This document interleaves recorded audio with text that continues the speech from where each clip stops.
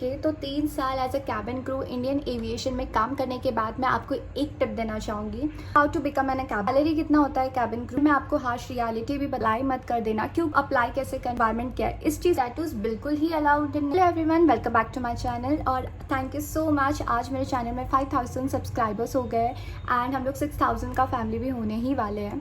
और ये वीडियो सिर्फ और सिर्फ उन लोगों के लिए है जो मेरे वीडियोज़ पे कमेंट्स करते हैं how to become an cabin crew. और मेरे सारे वीडियोस में मोस्टली कमेंट्स ये है कि हमारा 12th हो गया, हमारा ग्रेजुएशन हो चुका है, हमें आइडिया नहीं है कहाँ पर अप्लाई करें, इंस्टीट्यूट ज्वाइन करें या नहीं करें। ओके, तो फर्स्ट थिंग जिसको भी अप्लाई करना होता है, जैसे कि लड़का या लड़की, फर्स्ट अंडरस्टैंड कि कैबिन क्रू का जॉब क्या होता है, जॉब प्रोफाइल क्या है। आप बिना सोचे समझे बस अप्लाई मत कर देना, क्योंकि आजकल इंडियन एविएशन में बहुत डिफिकल्ट हो चुका है एविएशन में सर्वाइव कर। How to apply for a cabin crew सबको पता है, किसी को भी ऐसा भी नहीं है आज की दुनिया में कि जिसे इंटरनेट का यूज़ करना नहीं आता है, वो सबको ही आता है। गूगल पे चाहिए जिस भी कंपनी के लिए आपको अप्लाई करना है, जैसे कि इंडिगो, एयर इंडिया, ये इंडियन का एविएशन वाली कंपनी से, या तो आपको इंटरनेशनल के लिए जाना है तो go for Etihad, British Airways, Emirates, बहुत सारी है, कतर एयरवेज भी है। वहाँ पर गूगल पे जाके उस कंपनी के बारे में सर्च कीजिए, वहाँ पर जाकर करियर पर जो ऑप्शन है वहाँ पर क्लिक कीजिए। करियर पर जाकर आपको कैबिन क्रू के लिए अप्लाई के लिए आता है, जब भी अगर वैकेंसी स्टार्ट होती है तभी वो ऑप्शन आता है। वहाँ पर जाइए और वहाँ पर अप्लाई कीजिए। एक फॉर्म टाइप का एक फॉर्मेट आएगा, वो आपको फिल करना पड़ेगा। और वो कंपनी जब भी इंडिया में आएगी, या तो अगर एयर इंडिया भी अगर स्टार्ट कर रही है हायरिंग, तो वो आपको वाया ईमेल इनविटेशन भेजते हैं और आपको इनविटेशन में वेन्यू भी दिया जाता है, टाइमिंग भी दिया जाता है और वहाँ पर आप जा सकते हैं। कैबिन क्रू जो जॉब प्रोफाइल है उसके अंदर बहुत सारी रिस्पॉन्सिबिलिटीज़ आती है, जैसे कि सेफ्टी, सर्विस, फर्स्ट एड।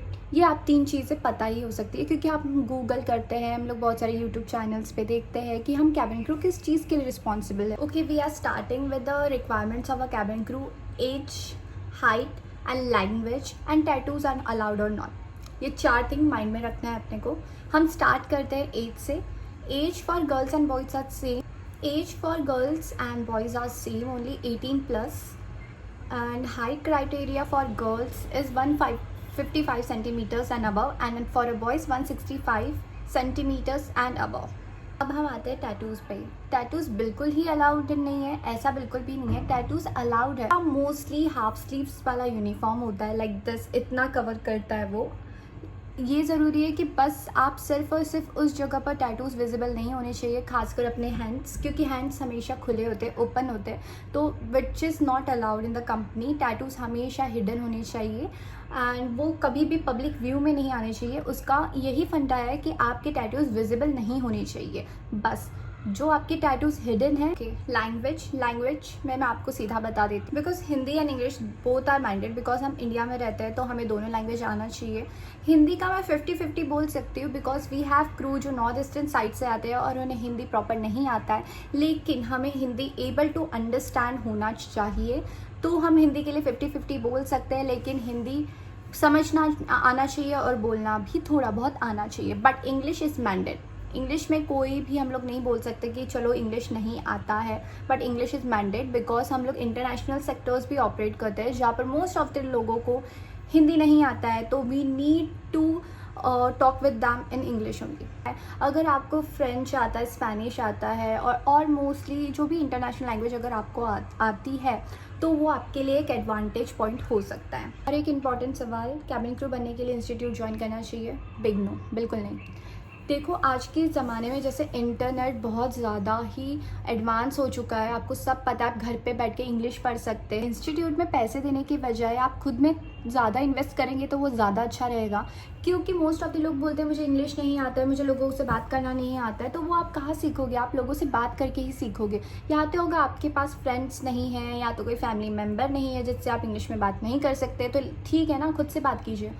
मेरा सबसे अच्छा फ़ायदा रहा है सीरीज़ देखे। इंग्लिश का जो सबटाइटल्स होता है, या तो आप इंग्लिश में सॉन्ग्स सुनिए, या तो इंग्लिश में मूवीज़ देखिए, वो बहुत ज़्यादा हेल्पफुल करता है। या तो आप सबसे ज़्यादा बुक्स पढ़ लीजिए, बुक्स तो बहुत ज़्यादा हेल्पफुल है। बुक्स तो मुझे पढ़ना पसंद नहीं है, तो मैं मोस्टली अपना एनिमे या तो सीरीज़ ही नेटफ्लिक्स में इंग्लिश में देखती थी।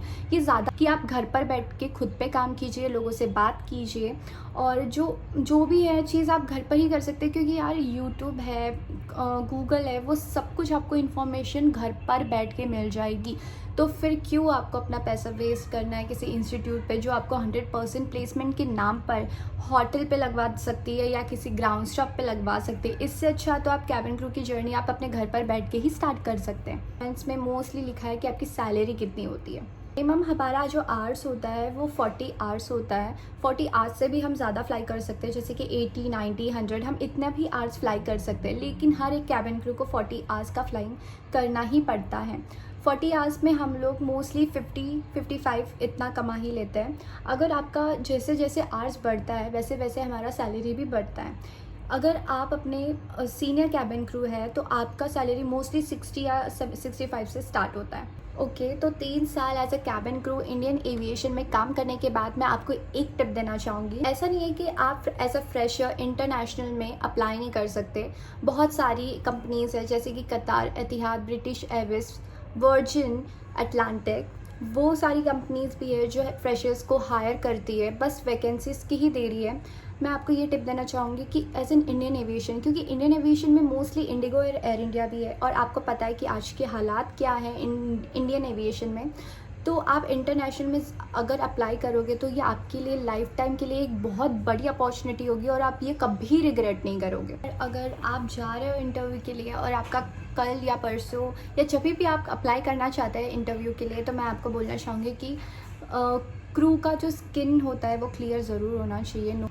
I hope I clear all your doubts in this video.